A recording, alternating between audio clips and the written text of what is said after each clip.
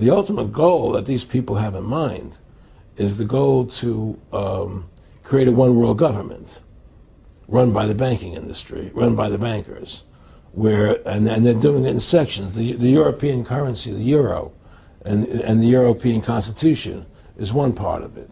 Now they're trying to do it in America with the North American Union, right? And they want to create a new currency called the Amero, right? And the whole agenda is to create a one-world government where everybody has an RFID chip implanted in them. All money is to be in those chips, right? There'll be no more cash. And this is given me straight from Rockefeller himself. This is what they want to accomplish. And all money will be in your chips. And so instead of having cash, anytime you have money in your chip, they can take out whatever they want to take out whenever they want to. If they say you owe us this much money in taxes, they just deduct it out of your chip digitally. Total control. Total control. And if you're like me or you, and you're protesting what they're doing, they can just turn off your chip. And you have nothing. You can't buy food. You can't do anything. It's total control of the people. And that chip's connected to a database that has your purchasing records, what you do, what everything, you sell. Everything is in there, you know? And so they want a one-world government controlled by them, everybody being chipped, all your money in those chips, and they control the chips, and they control people. And you become a slave. You become a serf to these people.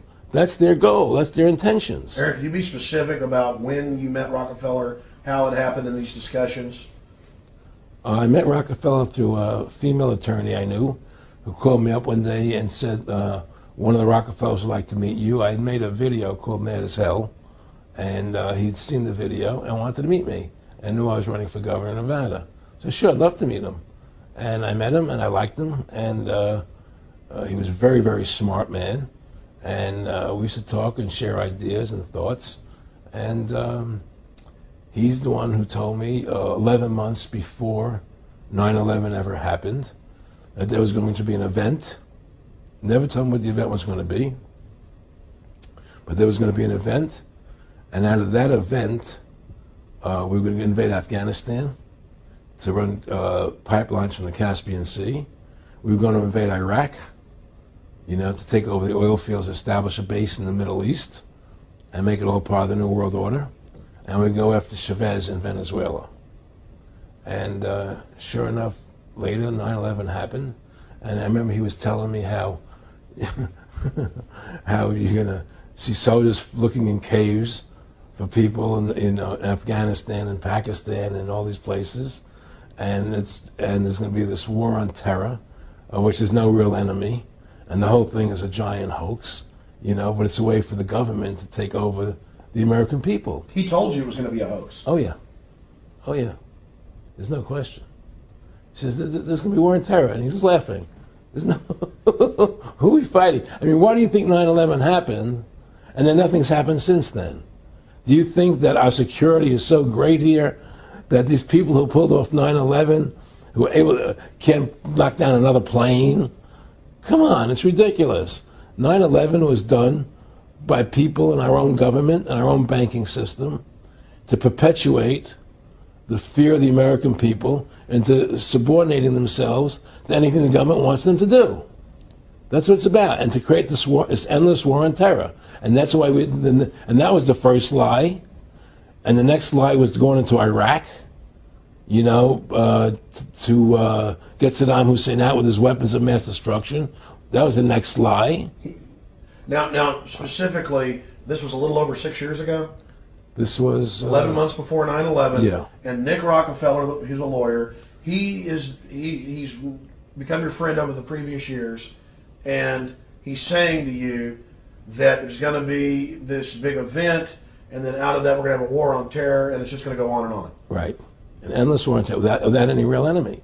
That you can never, so you can never define a winner. And did he say that it's going to be perfect because you can't define an enemy, it just goes on and on? Yeah, because you can't define a winner. There's no one to beat, so it goes on and on forever. And they can do whatever they want. They scare the hell out of the American public.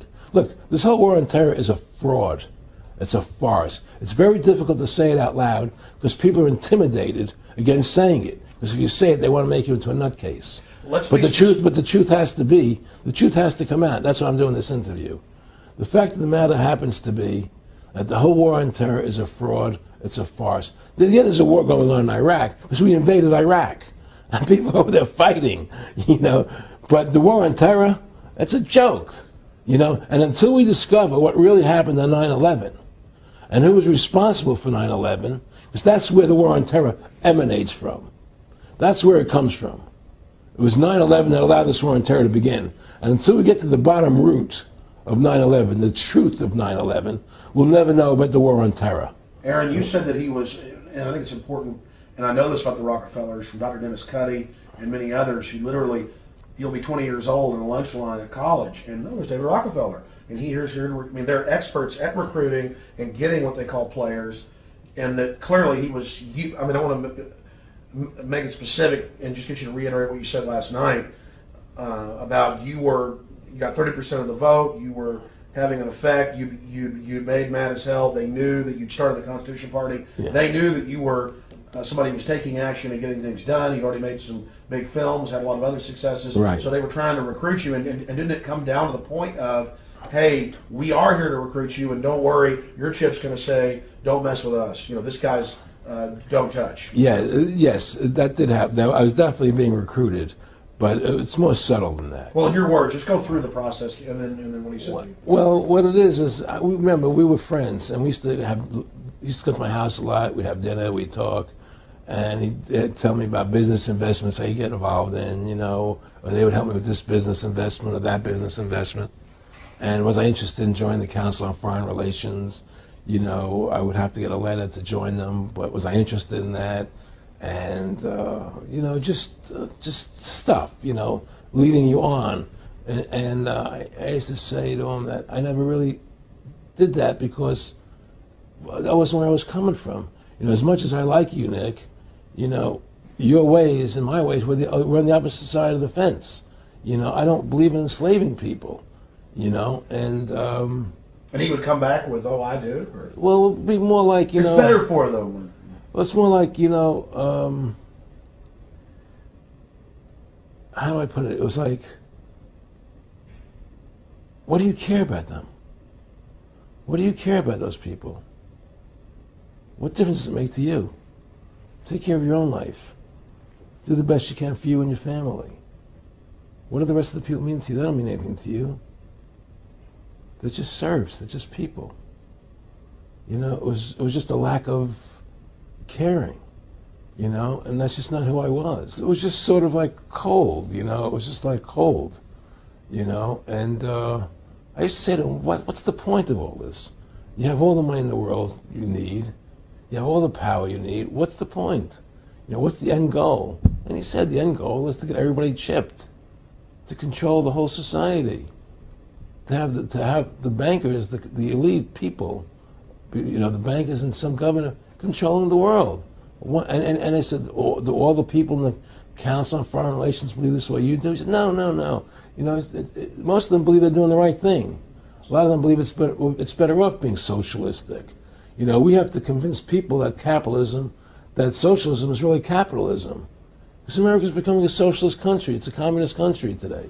Well, one of the things they told me was that he was at the house one night, and he would talk, and he started laughing. He said, "Aaron, what do you think women's liberation was about?" And I said, I had pretty conventional thinking about it at that point. I said, I think it's about women having the right to work, getting equal pay with men, just like they won the right to vote, you know. And he started to laugh. He said, "You're an idiot." And I said, "Why am I an idiot?" He said, let me tell you what that was about. We, the Rockefellers, funded that. We funded women's lib, you know. And we're the ones who got all over the newspapers and television, the Rockefeller Foundation.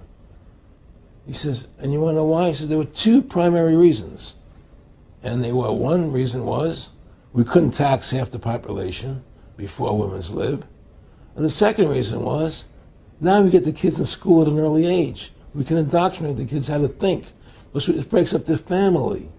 The kids start looking at the state as the family, as the school, as the officials, as their family, not as the parents teaching them. And so those are the two primary reasons for women's lib, which I thought up to that point was a noble thing. You know, when I saw their intentions behind it, where they were coming from when they created it, the thought of it, I saw the evil behind what I thought was a noble adventure.